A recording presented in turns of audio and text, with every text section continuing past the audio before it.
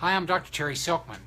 I wanted to spend a few minutes this afternoon talking about ways that you can avoid accidental poisonings for your pets. They kind of come in about three different categories, and fortunately we haven't seen any accidental pet poisonings for quite a while here, but it seems like they come in droves sometimes. So I would divide the ones that we would typically see into three distinct categories. One, pharmaceuticals.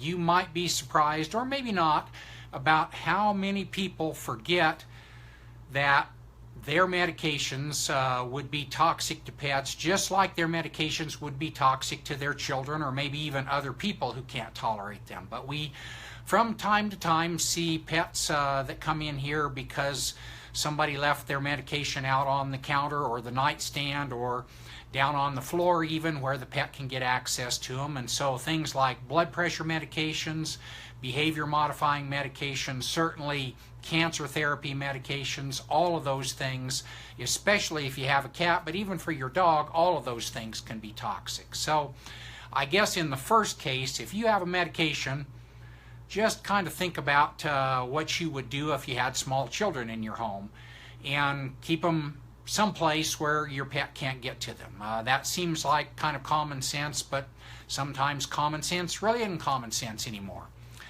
The next group of things is kind of accidental food poisoning type things, and I'm not talking about the things like you and I call food poisoning, where you eat something that has either bacteria or something in your food because you didn't process it well.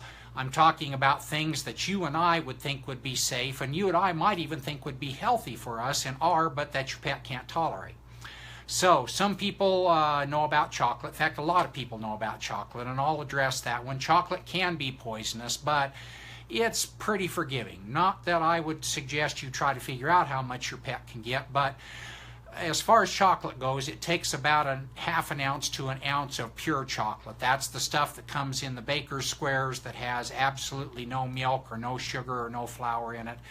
So most of the time, unless there's an unusual situation, the suspected chocolate poisonings are going to mostly come up to be just a tummy upset type problem, not really the poisoning that can cause heart issues or seizure issues or things like that. There are some other food group things, though, that are very unforgiving. Avocado is one.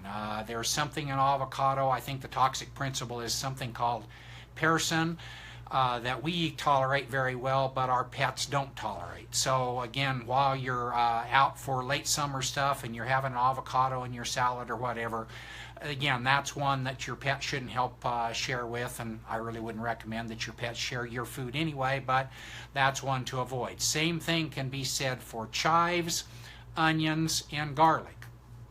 At moderate levels, those things can all cause pretty severe anemia in a pet. So again, just try to avoid them. Other things that we know about that would be kind of in the food group of things, everybody worries about grapes, and grapes kind of come up sometimes because people have, even in some of the supplement lines we have, they talk about grape seed extract, and grape seed extract has huge benefits as far as an antioxidant and a free radical scavenger. But just so you know, if your pet gets into one of your grapeseed extract capsules, it's not the grape seed that causes the problems. Even seedless grapes in dogs, if they eat very many of them, can cause some liver toxicity. So in the sense of not confusing the issue, grapeseed extract is probably not toxic to your pet as near as we know. The fruit of the grape, or some principle that we haven't worked out as a toxic principle, is. Other things that are out there that sometimes people forget about, and not so much in the summertime, but around the holidays. Holly is pretty poisonous to dogs. Mistletoe is pretty poisonous to dogs.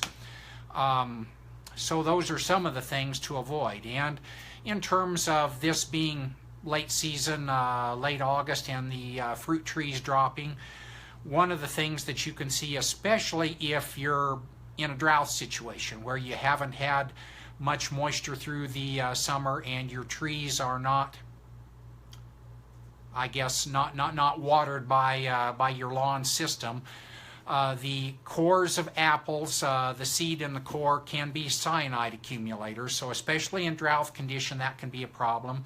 and other things that aren't really poisonous, but peaches, the dogs love the peaches, but they often will swallow the pit, and the pit's big enough just like a rock that it plugs their intestine. So while that's not really a poison, that's one of the things that you would probably be well served not allowing your pet to get to. So if you've got down fruit or dropping fruit, same thing could be said for avocados, for apricots. In a small dog, a pit of an apricot could certainly block their intestinal tract and cause you to have to go do something surgical to remove them.